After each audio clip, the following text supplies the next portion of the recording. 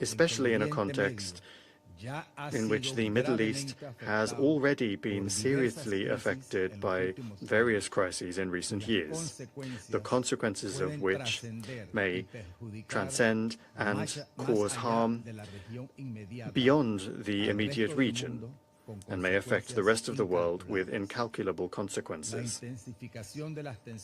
The intensification of tensions will only increase instability and suffering, particularly impacting the most vulnerable populations, those that are always the first to suffer the consequences of conflicts.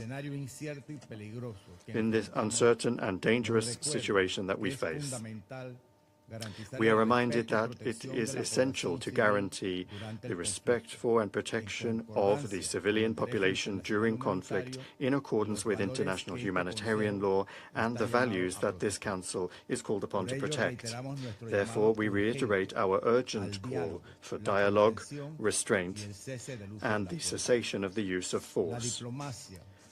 Diplomacy and negotiation, in accordance with the principles enshrined in the Charter of the United Nations and international law, must prevail as the preferred and effective means for the peaceful settlement of disputes. Thank you very much. The representative of Panama for the statements, and I give the floor to the representative of Latvia. Thank you, Mr. President. Allow me to begin by thanking the United Kingdom as presidency of this Council for convening this meeting on such short notice. I would also like to thank the Secretary-General for the briefing provided. For decades, Iran has been a malign, destabilizing actor in the region and beyond. It has repeatedly and systematically violated its international obligations and posed a threat to international peace and security. The Iranian regime has attacked and destabilized neighbors, exported terrorism, developed an illegal ballistic missile program, and participated in widespread sanctions circumvention.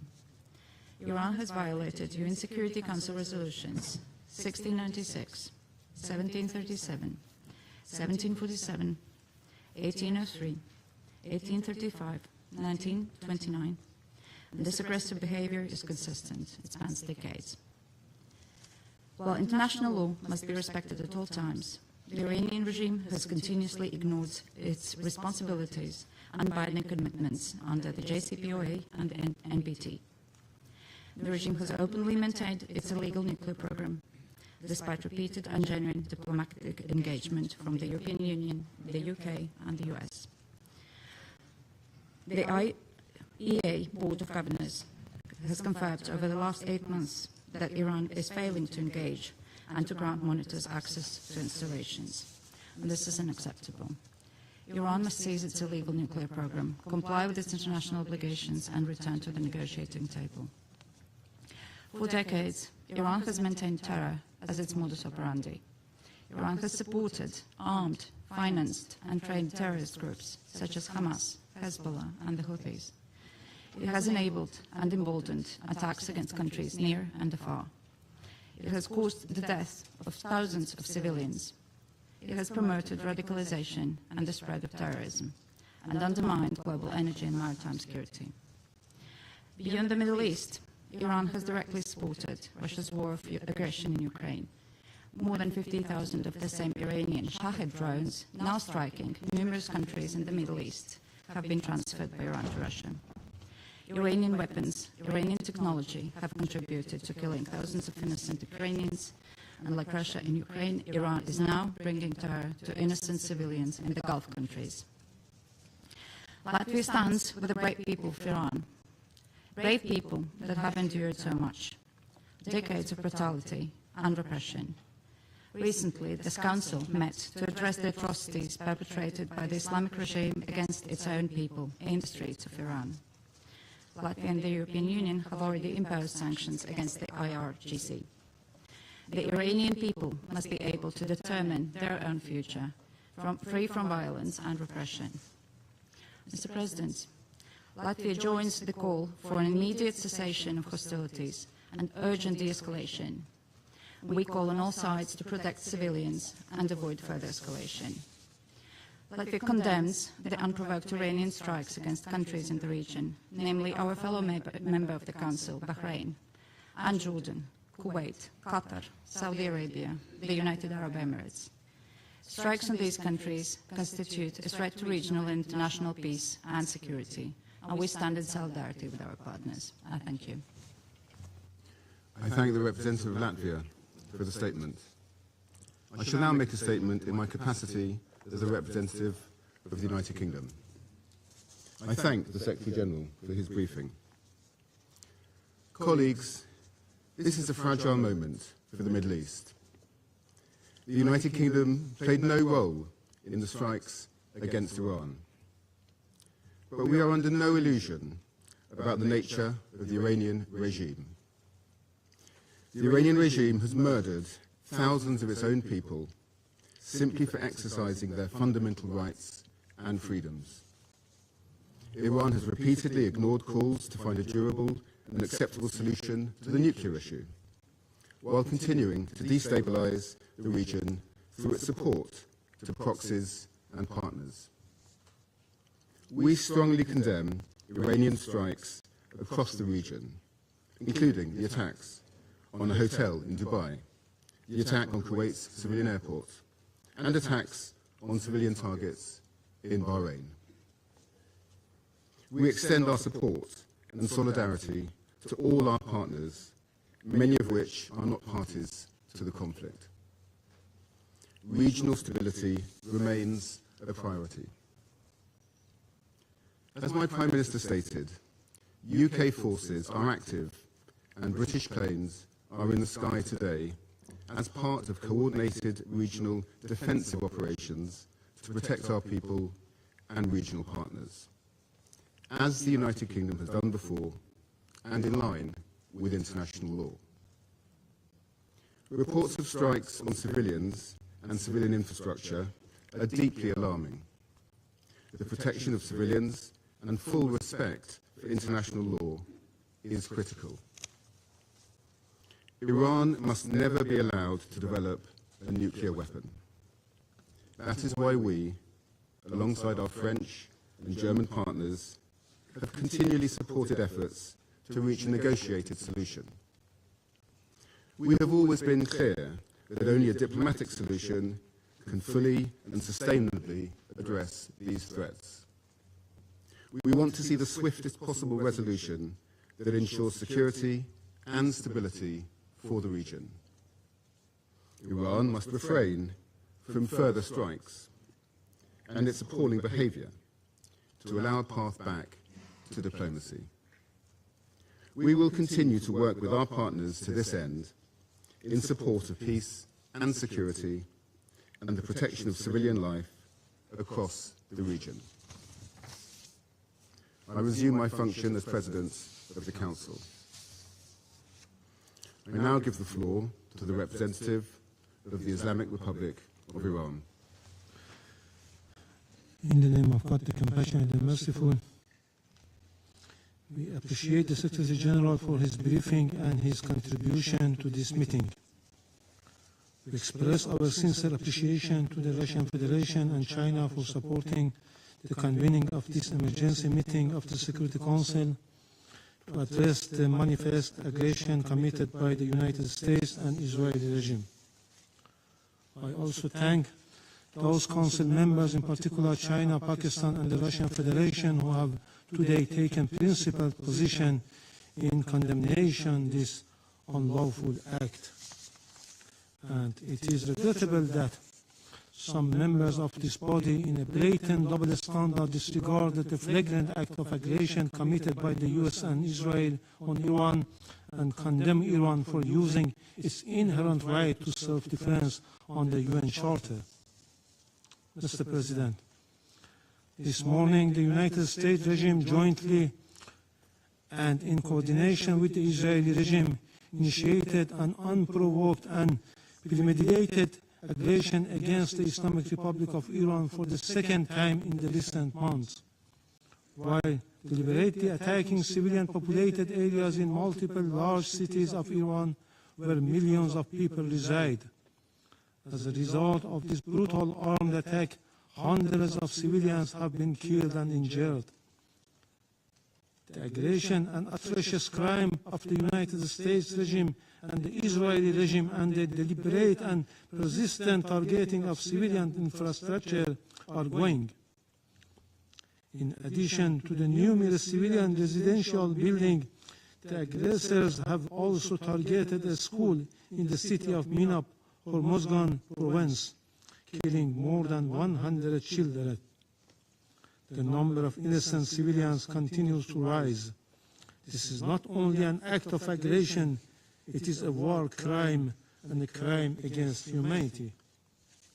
Yet today, once again, the representative of the United States, through a regrettable pattern, has attempted to distort facts and rely on misinformation to justify the blatant aggression of the United States and Israel against my country. The facts, however, are unequivocal. The justification advanced by the representative of the United States today are illegal and entirely devoid of legal foundation.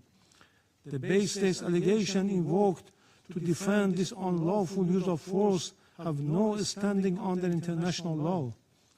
The invocation of preemptive attack claims of imminent threats or other substantiated political claims cannot legitimize aggression. Such claims are unfounded legally, morally, and politically, and they contradicted the clear principles of the Charter of the United Nations. I also categorically reject the assertion made by the representative of France, the United Kingdom, and certain other Western members regarding Iran's peaceful nuclear program. These claims lack a factual and legal basis. Mr. President, distinguished colleagues, the President of the United States and the Prime Minister of the Israeli regime have openly claimed responsibility for this act of aggression and have explicitly articulated regime change as their objective, an unmistakable admission of their intent to violate Iran's sovereignty and territorial integrity.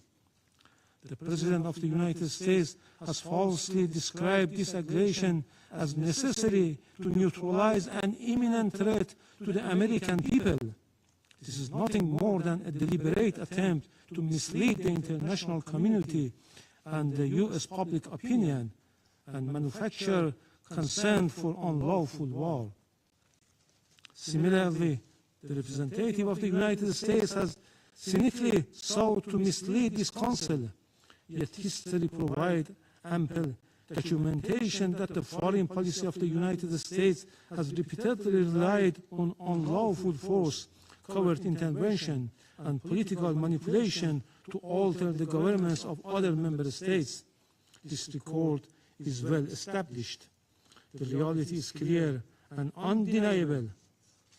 What is taking place today against my country by the United States and the terrorist regime of Israel is a blatant act of aggression, a full-fledged violation of international law. No justification, no accusation, no narrative of disinformation can legitimize or excuse this manifest crime and aggression. Mr. President, we have communicated on several occasions with this Council and the Secretary General about warmongering statements and interfering actions in the internal affairs of Iran by the President of the U.S. in a blatant violation of the UN Charter and international law, and called for the Council action. Regrettably, all were unanswered. The issue before the Council is straightforward: whether any member state may, including a permanent member of this Council, through the use of force, coercion, or aggression, determine the political future of another state or impose control over its affairs. International law and the Charter are explicit on this matter. Article 2, Paragraph 4 of the Charter categorically prohibits the threats of use of force against the territorial integrity or political independence of any state. Mr. President, against this backdrop, I would like to make the following points. 1.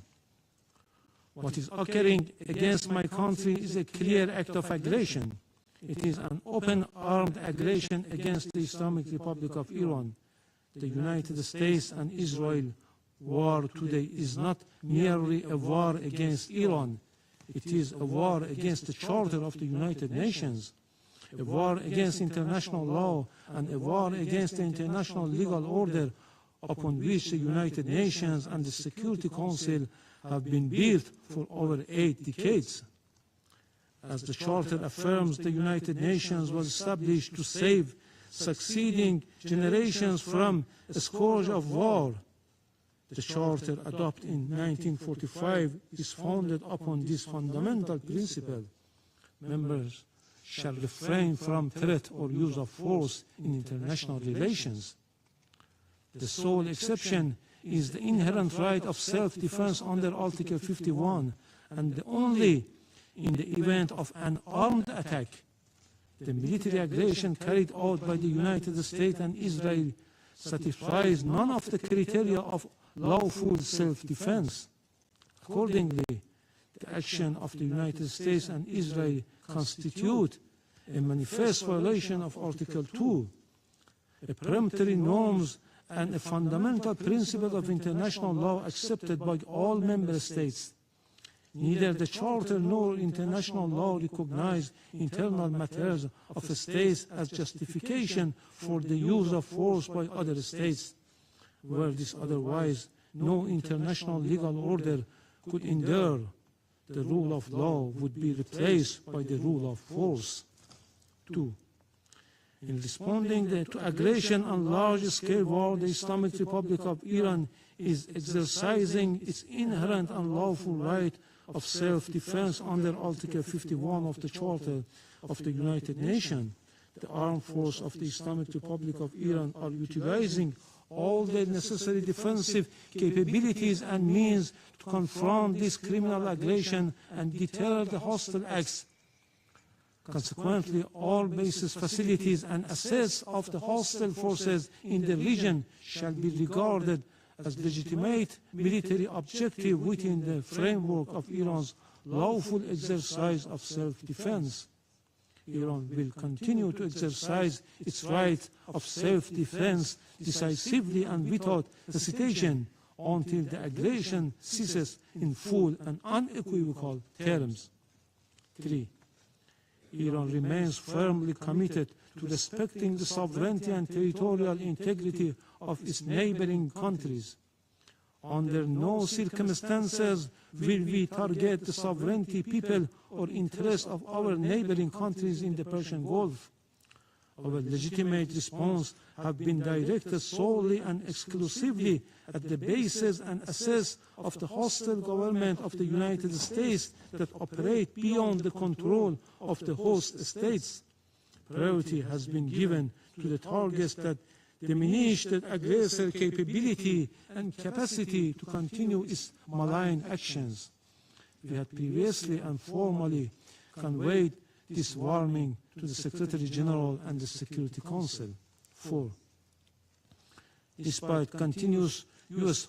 hostile policy, we were sincerely and seriously pursuing the path of diplomacy and dialogue to reach a just, fair, and sustainable agreement. Yet, for the second time in the midst of the negotiation, the United States betrayed diplomacy and resorted to force and launched an attack against my country in blatant violation of Charter of the United Nations, brazenly interfering in Iran's internal affairs.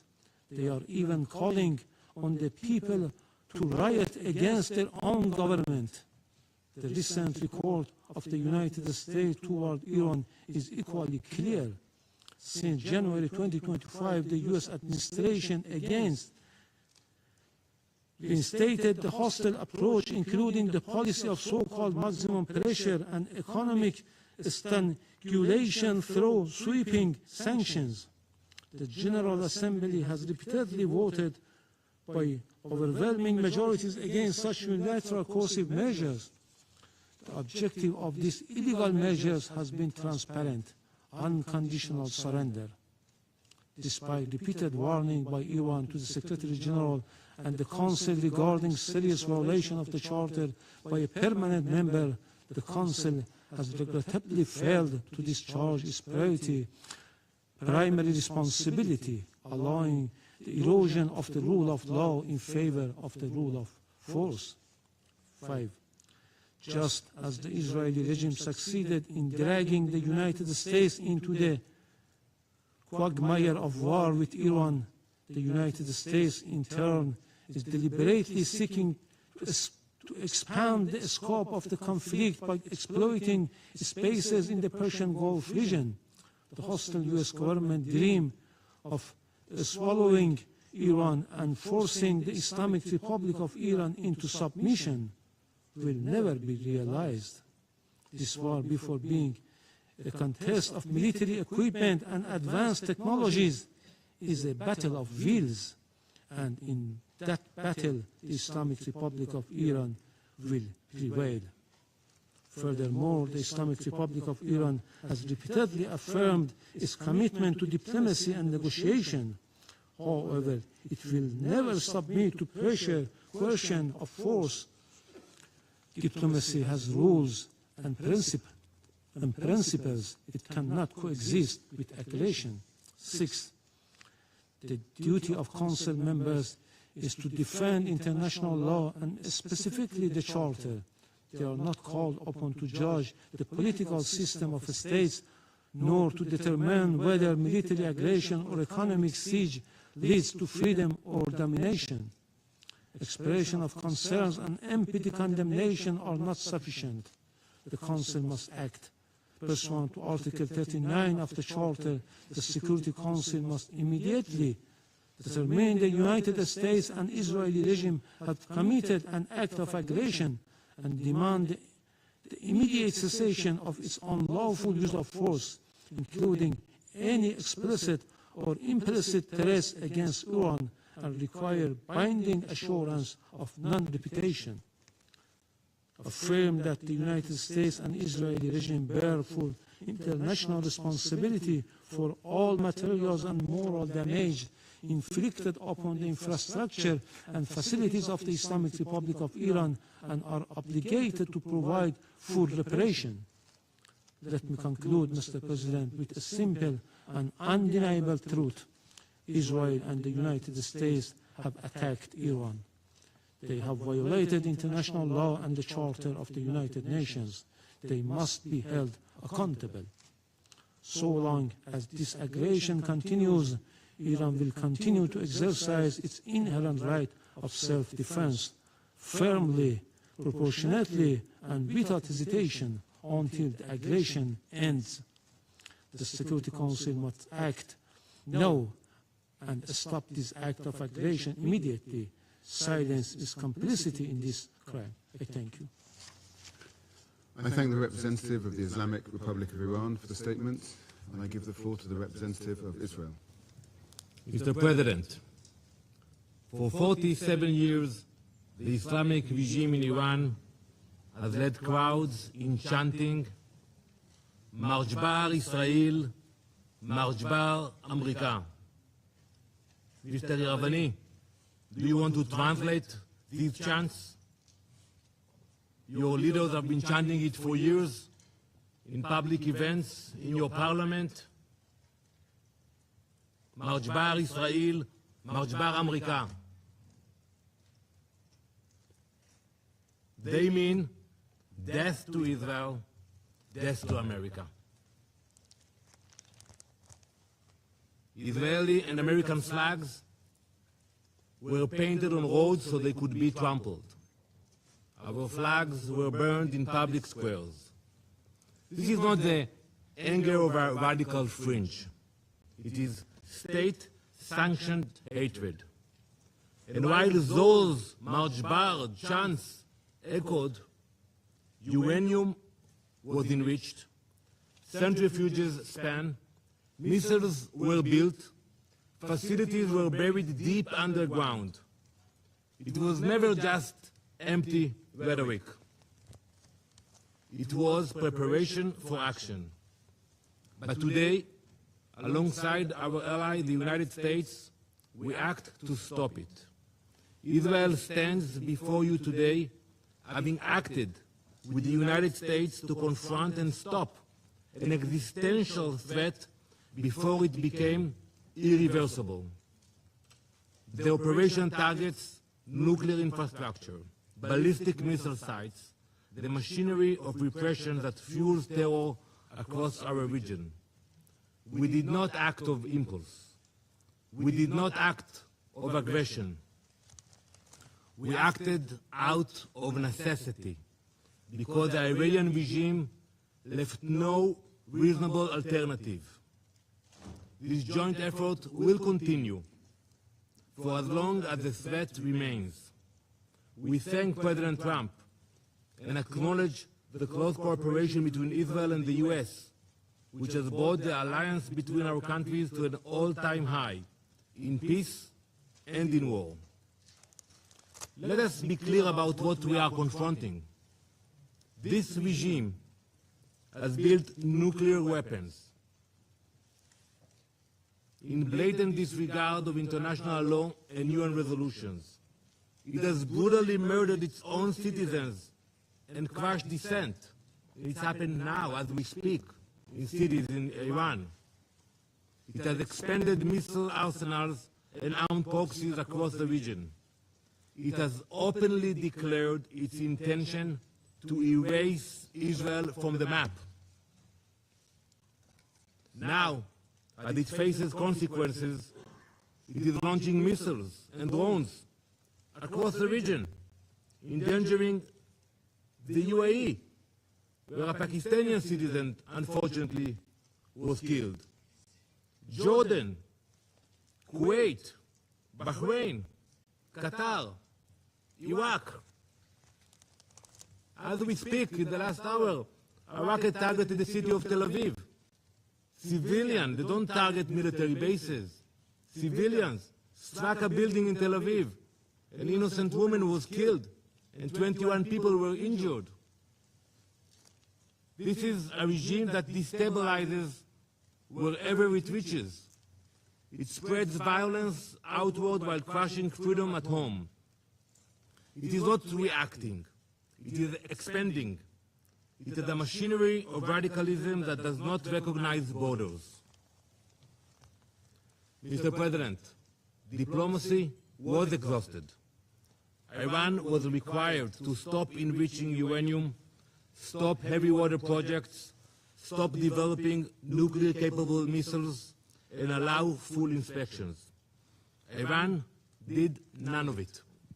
Instead, it fortified its nuclear facilities so we cannot get to them, accelerated missile production, and continued to fund terror. Since the last operation in the summer, they spent billions on the proxies. The resolutions were clear.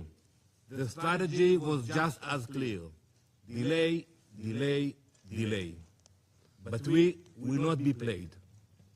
And it's simple what they were planning. They were building the means to corner us, to force an irreversible reality with our backs against the wall. That is not a future Israel will accept. No responsible nation should. This operation is guided by clear objectives: eliminate immediate threats, dismantle the nuclear program, destroy its ballistic missile production, neutralize naval threats, break the proxy network that destabilizes the region. The operation was carried out in order to protect the people of Israel within the framework of the ongoing armed conflict between Israel and Iran, in line with the UN Charter and in accordance with international law. Our forces stand ready to stop extremism armed with nuclear weapons. To the soldiers of the IDF, our boys and girls, my son, my daughter, we salute you. You stand like lions defending our people. an entire nation stands behind you. We have heard the condemnation from few member states, from the Secretary General, but we all know that escalation did not begin today.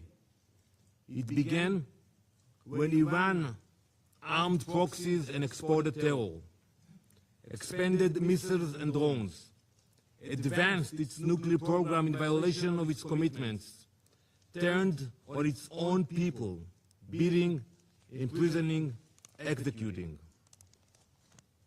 Where was the outrage of the UN? Where were the consequences? Now, Israel acts to prevent an irreversible threat, and the condemnation is immediate. This is the definition of hypocrisy. Some call this aggression. We call it necessity. We call it survival. Mr. President, history has taught us never to ignore those who openly call for our destruction.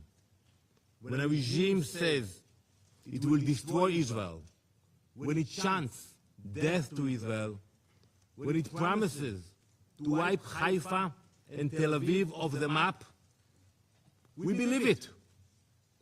We genuinely believe it when we see those hundreds of ballistic missiles that are launching to Israel. We believe the threats. We do not ignore them. We do not gamble with our survival. We act. Now let me address the brave people of Iran. You are not our enemies. This operation is not directed at you. It is directed at a regime that has silenced you, imprisoned you, and invested in missiles and uranium while your economy suffers. You deserve better.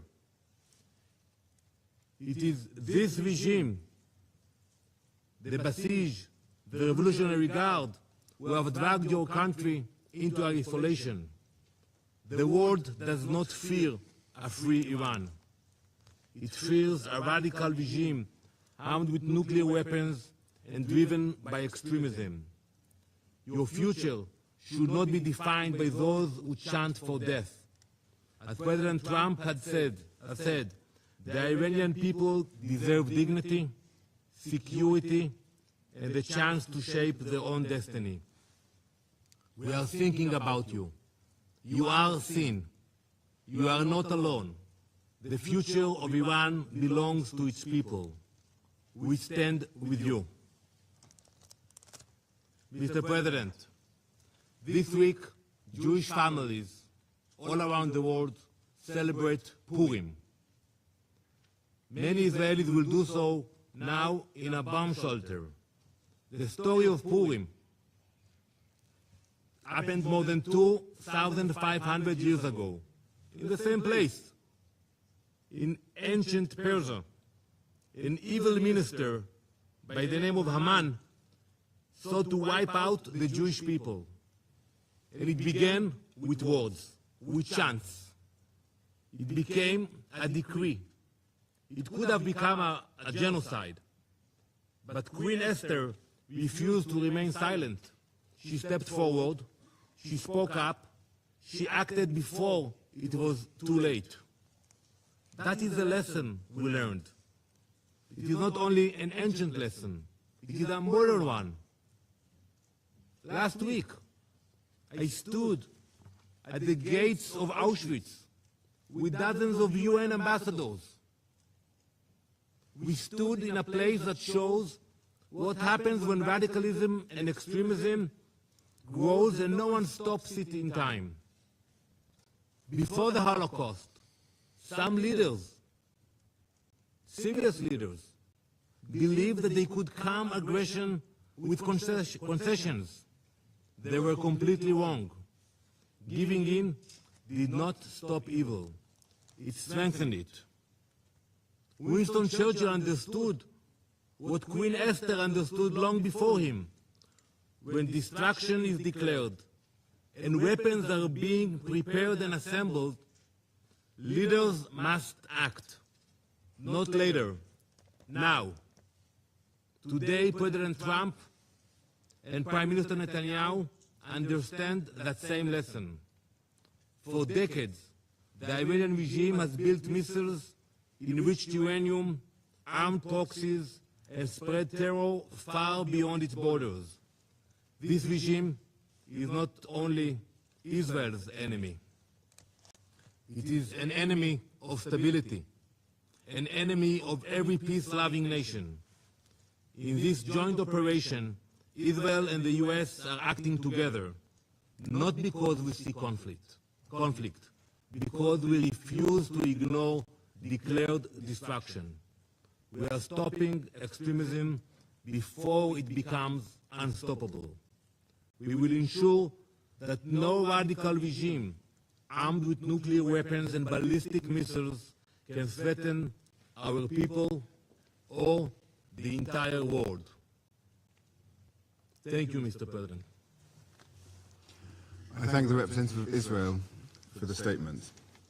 I will now give the floor to His Excellency Mr. Majid A. Abdulaziz, Permanent Observer of the League of Arab States to the United Nations.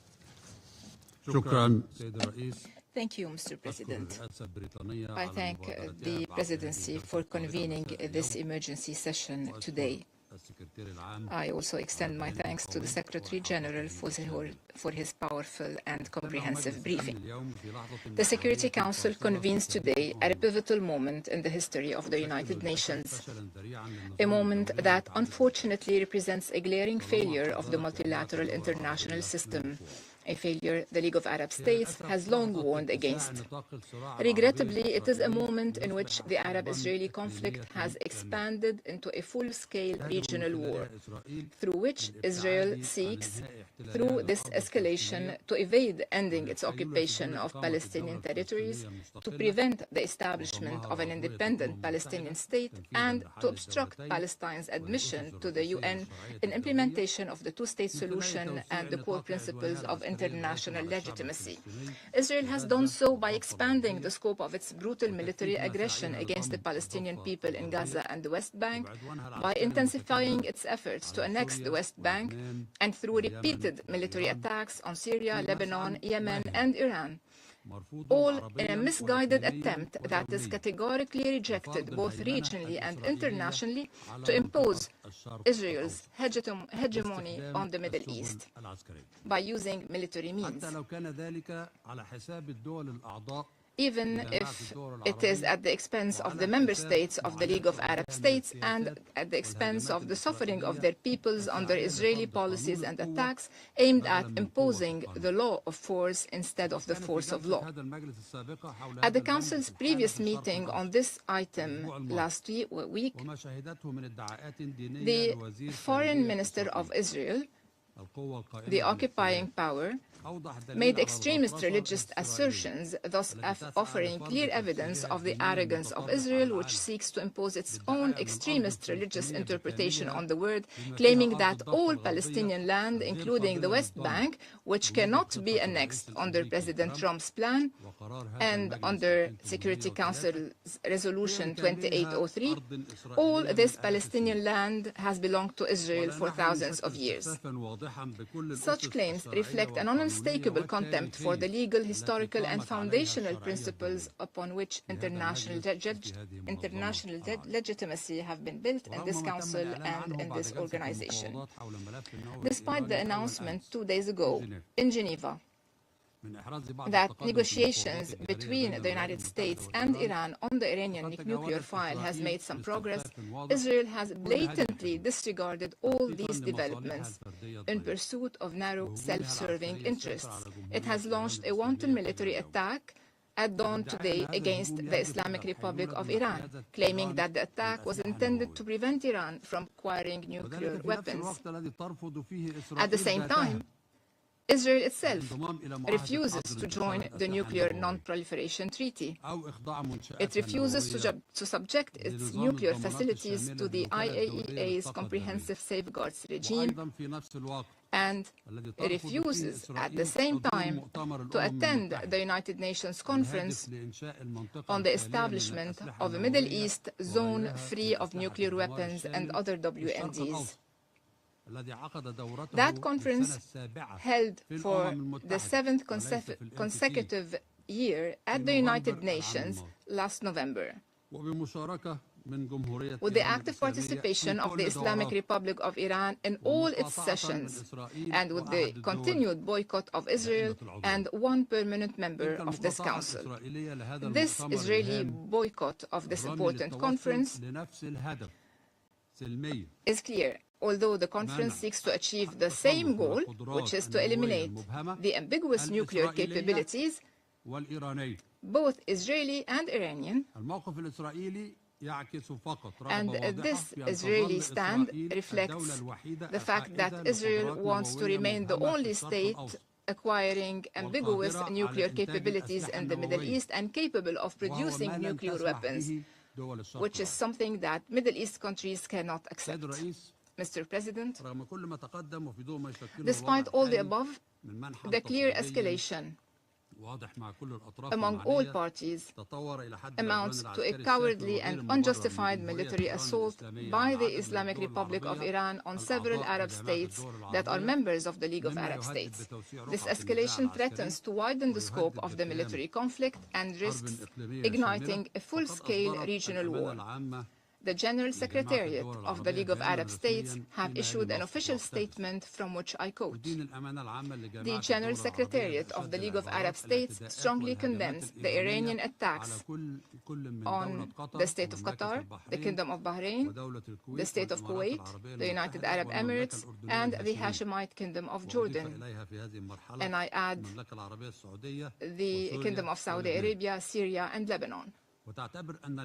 These missile attacks constitute a blatant violation of the sovereignty of states that advocate for peace and have worked to advance stability and did not participate in the war.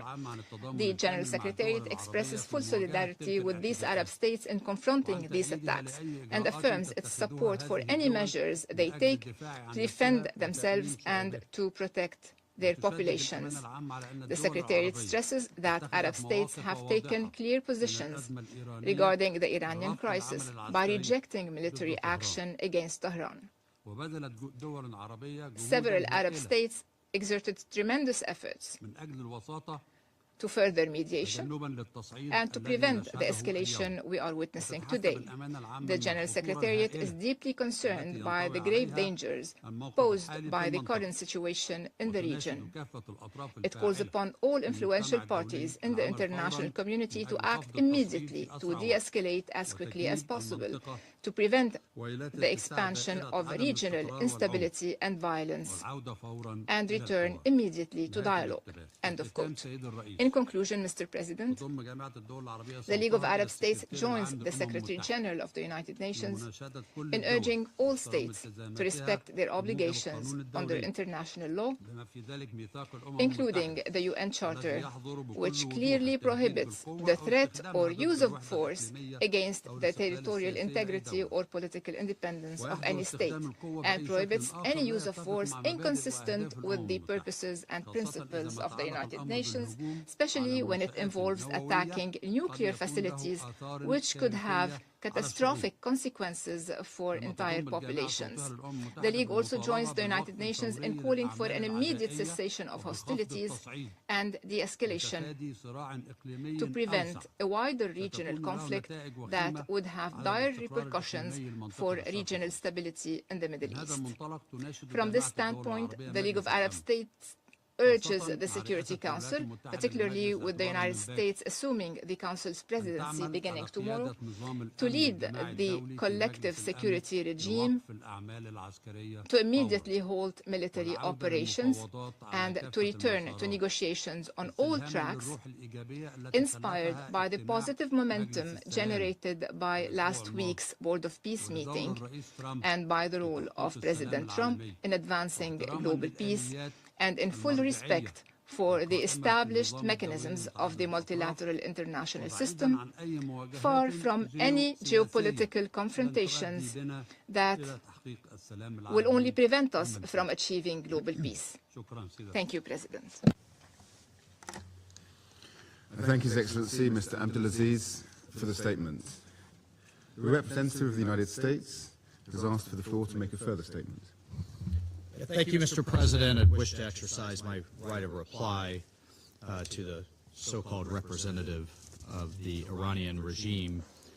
The United States strongly rejects this ridiculous and frankly farcical assertion that U.S. actions are inconsistent with international law. For 47 years, the Iranian regime has chanted, quote, "Death to America," at every turn, at every opening of its parliament. It has sought to eradicate the state of Israel. It has waged an unending campaign of bloodshed and mass murder. It is responsible for a series of unprovoked armed attacks targeting the United States and Israel, violations of the UN Charter, and threats to international peace and security across the Middle East. It has even attempted to assassinate the U.S.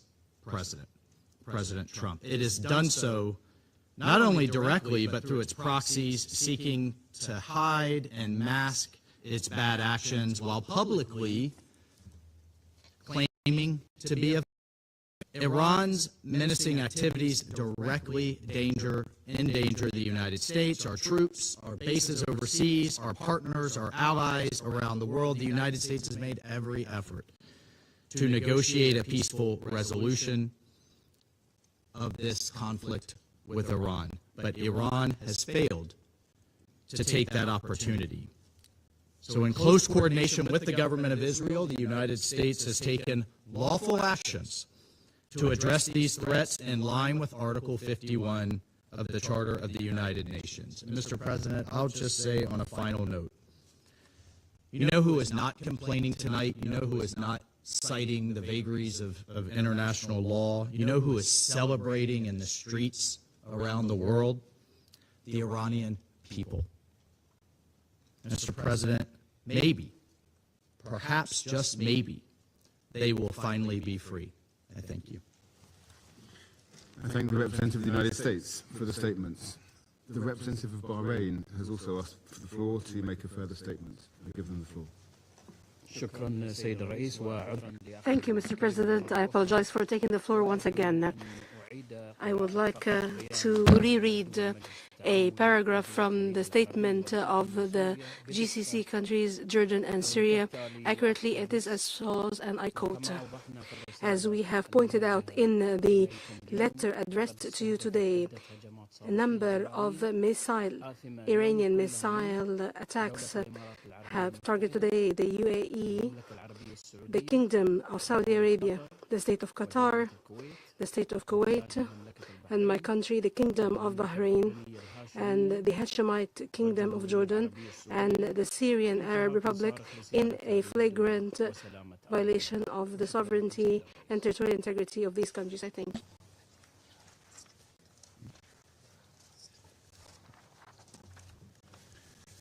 I thank the representative of Bahrain for the statements. The representative of Iran has asked for the floor to make a further statement. Thank you. I have one word only. I advise to the representative of the United States to be polite. It will be better for yourself and the country you represent. Thank you. The representative of the United States has asked for the floor to make a further statement. Frankly, I'm not going to dignify this with another response, especially as this representative sits here in this body representing a regime that has killed tens of thousands of its own people and imprisoned many more simply for wanting freedom from your tyranny. Thank you, Mr. President. Okay. There are no more names inscribed on the list of speakers. Before adjourning the meeting, as this is really the last meeting of our presidency in the month of February, I would just like to express my thanks on behalf of the delegation of the United Kingdom, to members of the Council, the Secretary General, and the members of the Secretariat for all their support this month. The meeting is adjourned.